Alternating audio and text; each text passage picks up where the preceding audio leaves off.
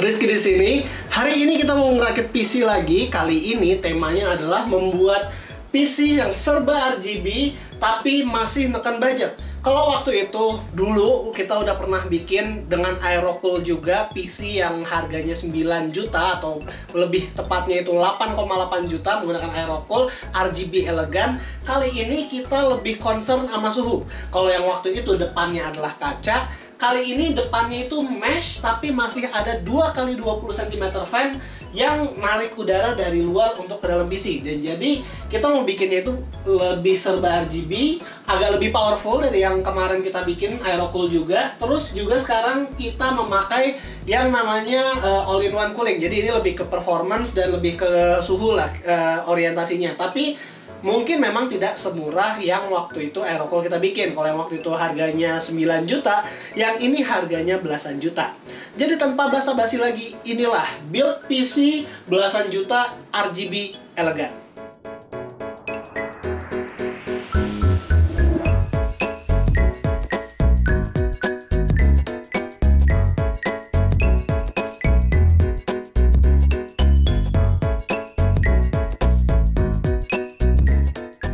Dimulai dari motherboardnya dulu, gua di sini menggunakan ASRock B550 Pro 4 untuk motherboardnya, dimana ini adalah sebuah motherboard yang nggak terlalu heboh-heboh banget tapi udah punya VRM yang bagus, yaitu sekitar 8 power phase design dan juga punya estetik heatsink silver-silver gitu, dimana menurut gua ini lebih elegan dari beberapa motherboard kebanyakan. Walaupun kalau kita lihat di bagian bawahnya, terutama di bagian heatsink chipset, ini mirip kayak motherboard murah sih, tapi ya namanya juga dapat chipset B550 di harga 2 jutaan, kapan lagi kan? Yang gue sayangkan dari motherboard ini hanyalah bagian USB 3.0 di bagian samping, itu masih menghadap ke depan, dimana nantinya kabel yang berasal dari I/O depan akan ketekuk kayak gini dan membuat PC build-nya itu nggak terlalu estetik untuk dilihat. Dan juga buat kalian yang suka nanya apakah ada USB 3.2 Gen 2 alias Type-C di konektor motherboard ini, sayangnya konektornya masih belum ada.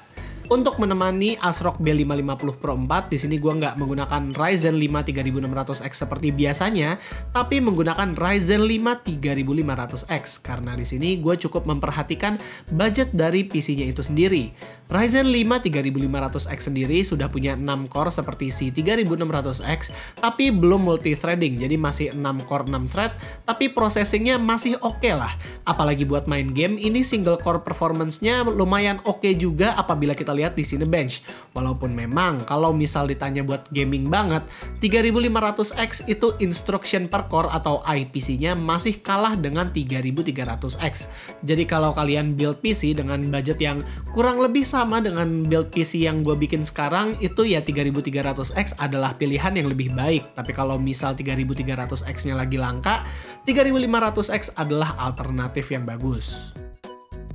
Buat RAM-nya, karena di sini gue juga masih ketahan budget, gue masih pakai RAM yang nggak ada RGB-RGB-nya, dimana ini adalah Corsair Vengeance LPX biasa. Di sini gue sukanya dimensinya itu kecil, jadi masih oke buat build PC yang kecil-kecil atau low budget. Sayangnya kali ini gue masih memakai yang 2666 MHz frekuensinya, jadi belum yang bisa ngangkat frame rate saat gaming. Tapi ya lumayan lah, 16 GB. Di sini gue pasang dual channel, nanti pun bisa juga kalau misalnya mau di-upgrade ke 32 GB. Buat graphic card-nya, di sini gue menggunakan VGA AMD yang ada di harga 5 jutaan. RX 5600 XT Red Dragon dari Power Color memang punya power yang lebih ketimbang RTX 2060 di harga segini. Apalagi gue suka banget dengan desainnya si RX 5600 XT Red Dragon ini, dimana dia tipis-tipis estetik gitu, jadi pas buat PC middle budget atau PC kecil yang mau punya performa tinggi. Fan dari VGA ini juga hanya ada 2 dan juga ada 0 RPM saat idle pula, jadi ya kenapa nggak pilih kalau misalnya memang canggih, fiturnya banyak, dan harganya juga lebih murah ketimbang RTX 2060. Buat storage, gue nggak ngambil storage SATA karena lebih ribet yang SATA ketimbang M.2 NVMe saat cable management. Di sini gue masih menggunakan SSD yang pernah gue pakai juga di PC build Super Compact ATX, dimana ini adalah tim Cardea Zero, sebuah NVMe SSD yang harganya cukup murah, dimana cuma 1 jutaan aja udah dapet SSD NVMe 512 GB yang cukup kenceng. Di sini kita pasang ke NVMe heatsink Mobo-nya juga agar nggak terlalu panas, walaupun secara basic memang SSD-nya sendiri nggak terlalu sadis suhunya. Setelah kita membahas tentang motherboard, CPU, RAM, GPU, dan SSD, kita akan membahas brand yang tentunya mensponsori build PC episode kali ini, yaitu Aerocool, di mana kita memakai cooling, power supply, dan casing mereka. Kalau kalian ada kepikiran mau build PC di harga 10-20 jutaan, Aerocool adalah salah satu pilihan yang bagus loh, di mana mereka menyediakan hardware-hardware dengan performa dan fitur-fitur yang canggih, tapi juga dengan harga yang terjangkau. Dimulai dari coolingnya, di sini gue menggunakan water cooling 120 cm yang ada RGB-RGB-annya. Walaupun terlihat biasa aja, sebenarnya cooling ini banyak fiturnya loh. Dia bisa sync dengan RGB-nya motherboard hanya dengan menggunakan 5 volt konektor, dan juga di depan atau di water blocknya ini ada hiasan seperti kipas kecil gitu yang hanya berputar kalau misalnya memang CPU-nya sedang heavy load.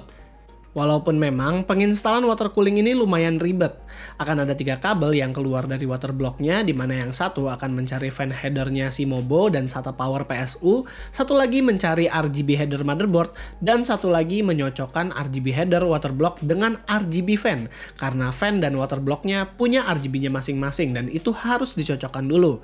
Saat pemasangan sangat kita sarankan untuk baca guidebooknya baik-baik dan jangan sampai ada yang terlewat, dan juga setelah dipasang pun kalian juga harus pintar-pintar untuk nyembunyiin kabelnya, karena apabila kalian bikinnya kayak gua bikin PC-nya sekarang, estetika PC-nya akan berkurang juga. BTW, untungnya si water cooling ini memang bracket AMD-nya bukanlah yang nyantol kayak fan defaultnya AMD, jadi itu adalah kabar baik, tapi kompensasinya bracket AMD atau AM4 mereka harus di slide begini, dan terkadang slidingnya nggak terlalu halus, jadi kalian harus agak ketok-ketok begini biar bisa pas. Buat power supply-nya di sini gue pakainya yang 650 watt. Ini adalah PSU semi modularnya Aerocool. Jadi walaupun kabel PCIe, SATA, dan Molex itu bisa dicopot pasang, kabel 24 pin dan CPU itu tetap nggak bisa diganti-ganti lagi. Dan juga build PC kali ini Aerocool sponsorinya yang RGB, alias ini adalah Aerocool Lux 650M RGB. Tapi karena casingnya juga punya PSU cover, ya gue nggak pakai RGB-RGB-annya. Jadi SATA power dari power supply-nya itu nggak akan kita colok, biar nggak usah makan daya yang nggak perlu. Buat kabel manajemen, power supply ini sendiri udah enak banget ngiket-ngiketnya. Kabelnya elastis dan nggak terlalu kaku, jadi gampang buat dibengkok-bengkokin. Ya tinggal tergantung casingnya aja sih. Nah, masuk ke casingnya, gue pakai Aerocool AirHawk Duo. Kalau waktu itu gue pernah build PC pakai Aerocool juga menggunakan fan radiator mobil di depannya. Di sini akhirnya ada lagi, namun yang kali ini bagian depannya bukanlah tempered glass, melainkan bolong-bolong seperti mesh.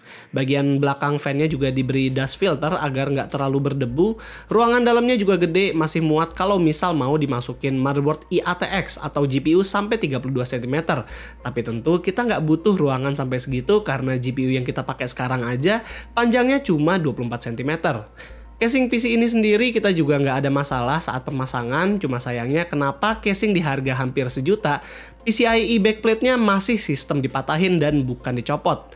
Kabel power pin buat VGA juga di sini sayangnya harus ngelewatin lubang yang deket sama fan di depan, jadinya berantakan begini kalau misalnya kita lihat pas sudah jadi. Selain dari jalur kabel dan PCIe bracket, sepertinya gue nggak ada komplain lain. Di bagian belakang buat yang mau pakai hard disk atau SSD 2,5 inch, casing ini juga ada bracket hard disk di bagian depannya power supply, dan bracket buat 2,5 inch-nya ada di belakang casing. Nah, di bagian belakang motherboard ini juga terdapat controller buat fan yang ada di casing ini. Jadi apabila kalian mau mengontrol RGB dari fan yang ada di casingnya, kalian bisa colokin aja RGB header 5 volt yang keluar dari controller ini sekaligus dengan SATA powernya. Dimana ya controllernya itu kompatibel dengan Asus Aura, MSI Mystic Light, kalau yang di sini kita pakainya Asus Polychrome dan lain-lain. Buat desain airflow-nya, di sini gue membuat airflow-nya itu netral, alias ada 2 fan yang masukin udara dan 2 fan buat ngeluarin udara. Walaupun memang bukan netral-netral banget sih, karena yang masukin udara itu 2 kali 20 cm di depan, sementara fan yang membawa udara keluar itu 1 ke atas dan 1 ke belakang, dan dua-duanya 120 cm. Kalau misal kita simpulkan bagaimana airflow-nya, ya kalian bisa lihat stress test Firestrike sendiri, yang tidak ada throttling ini dan juga suhu tertinggi dari CPU maupun GPU-nya itu masih rendah banget. Jadi sebenarnya kalaupun kalian mau overclock si 3500X-nya ini masih punya headroom kok. Buat kerapihannya, di sini PC-nya memang agak kurang rapih, terutama kalau kita melihat kabel dari cooling, kabel PCIe, dan kabel USB 3.0 bagian depan. Tapi untungnya dengan RGB pelangi yang ada di depan dan di belakang, kita bisa dibuat nggak terlalu fokus banget dengan isian di dalamnya. Tadinya juga gue galau apakah mau menaruh I/O 120 cm-nya itu di atas atau di belakang aja. Tapi setelah melihat RGB bagian belakang ini terlalu bagus, kayaknya ya kalau misalnya mau dicopot, jadinya kita memutuskan untuk taruh di atas aja I/O-nya. Walaupun melekuk begini, tapi performanya lumayan banget loh. Buktinya kita bisa membuat CPU-nya dingin walaupun itu adalah angin yang ditiupkan ke atas dari dalam PC. Buat RGB-nya sendiri, sebenarnya gue bisa atur-atur melalui software ASRock-nya, namun entah mengapa gue nggak bisa ganti warna dari I/O cooler-nya walaupun sudah nyolokin RGB header 5V si I/O punya. Semoga aja sih cuma karena software error atau gue ada salah nyolok aja kali ya. Nah, jadi buat total bikin PC ini sendiri harganya itu sekitar 14,5 juta. Kalau misal kalian berminat buat build PC layaknya PC kali ini, gue lebih menyarankan untuk memakai 3600 ketimbang 3500X buat dapetin processing power yang lebih baik. Atau kalau mau gaming bisa juga untuk mengambil 3300X di mana single core performance-nya udah bagus banget. Nah, buat performa dari PC ini sendiri, kalau si 3500X ini memang dia Cinebench-nya masih di bawah 3600X, tapi overall masih bisa bersaing apabila kita bandingkan dengan 3100 ataupun 3300X. Konsistensinya juga bagus, untungnya di PC build kali ini gua nggak membuat CPU-nya buat throttling ataupun kepanasan, dan kalau dilihat processing power-nya, rendering di Blender juga nggak terlalu lama-lama banget, BMW 27 aja bisa kelar hanya di 6 menitan. Kalau buat gaming, yang gue kagetnya adalah beberapa game ternyata frame rate-nya bisa di atas 3600X yang dijodohin sama RTX 2060, di mana pasangan tersebut biasanya gue rakit harganya itu bisa nyentuh 20 jutaan. Kalaupun kurang dari 20 juta ya biasanya di angka 18-19 juta lah. Tapi di PC ini, di mana totalnya hanya sekitar 14 jutaan, itu bisa mengimbangin PC yang harganya 20 jutaan tersebut. Mau diajak Red Dead Redemption PC ini ayo, diajak main balapan ayo juga. Bahkan Genshin Impact pun bisa dapat 60 fps di resolusi 4K. Jadi nggak ada salahnya lah kalau misal mau bikin PC build seperti ini kalau buat gaming. Tapi balik lagi ke yang tadi gue bilang, kalau misalnya kalian mendapatkan stok 3300X di pasaran, lebih baik untuk mengambil 33X aja daripada 35X. Secara itu kayak apa ya, ada instruction per core-nya lebih baik daripada si 35X. Kalau misalnya reviewnya tentang CCX itu gue sebenarnya belum terlalu ngerti-ngerti banget si 33X itu bedanya apa banget. Nanti gue akan taruh linknya di cards di atas ini, review si gaptech.id tentang 33X biar kalian lebih yakin kenapa 33X itu lebih cocok buat gaming ketimbang 35X. Jadi kesimpulannya, build PC yang kali ini memang tidak bisa serapih yang gue harapkan, tapi itu bukanlah salah di satu komponen atau perakitannya aja, tapi juga posisi motherboard, VGA, dan casing ada beberapa yang tidak cocok satu sama lain. Tapi dibalik semua itu, sebenarnya build PC yang kali ini udah bagus banget di masalah airflow ataupun performance per price. Gue cukup kagum PC 14 jutaan itu bisa melewati frame rate PC 20 jutaan yang suka memakai RTX dan juga 3600X yang dimana itu gue suka bikin. Dan ini adalah komentar teman gue Jonathan dari Digital Essence yang juga membantu saat kita lagi build PC kali ini. Jadi kalau rakitan yang kali ini sebenarnya cukup simple, nggak terlalu banyak neko-neko. Cuman ada beberapa hal yang perlu kalian perhatikan kalau kalian berniat untuk merakit PC seperti ini sebagai rakitan PC pertama kalian. Karena hal yang cukup complicated di rakitan ini adalah menggunakan I/O water cooler 120 mili. Karena beda sama pasang HSF, ada berapa banyak kabel yang harus kalian pasang kalau misalkan kalian mau pakai I/O. Kalian harus colok kipas RGB-nya kalau misalkan kalian mau nyalanya itu bisa di-sync dari software. Dan juga kalian mesti colok 2 CPU fan, dan beberapa kabel ini bisa membuat kabel manajemen kalian sedikit sulit. Tapi secara umum, casing yang digunakan dari Aerocool ini punya ruang yang cukup besar untuk kabel manajemen. Jadi nggak terlalu sempit, dan kabel yang digunakan juga nggak terlalu banyak. Paling kabel akan sedikit lebih ribet kalau kalian mulai menggunakan SATA SSD. Misalkan kalau budget kalian nggak cukup untuk menggunakan NVMe, atau mungkin kalian mau nambahin beberapa hard disk. Selain itu, instalasinya cukup normal, dan kipasnya juga udah dipasang dua-duanya untuk depan dan juga belakang, jadi kalian nggak terlalu repot.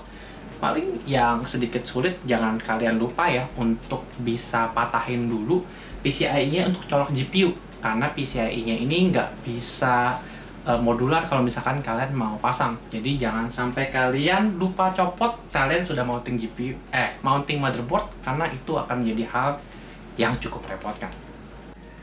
Jadi terima kasih Jonathan, dan itulah build PC kita yang kali ini di harga belasan juta. Kalau misalnya kalian bisa nge-build PC ini, gue sangat menyarankan kalian untuk memperhatikan lagi kabel manajemennya, terutama kalau memang mau memakai all-in-one cooling yang ini, karena dia RGB-nya mungkin agak ribet sedikit, tapi kalau misalnya kalian bisa pinter ngatur-ngatur kabelnya, seperti kata Jonathan tadi, ini bisa estetik banget kok. Apalagi ya kalau kita lihat RGB-nya bagus juga kan. Jadi kalau kalian suka dengan videonya, jangan lupa untuk kasih kita like, share, dan subscribe. Jangan lupa juga untuk ikut Discord kita, karena Discord-nya nggak cuma review saja yang ada, tapi ada gaptek juga, ada 11 hardware, dan lain-lain. Dan yang terakhir, gue Rizky, always stay safe.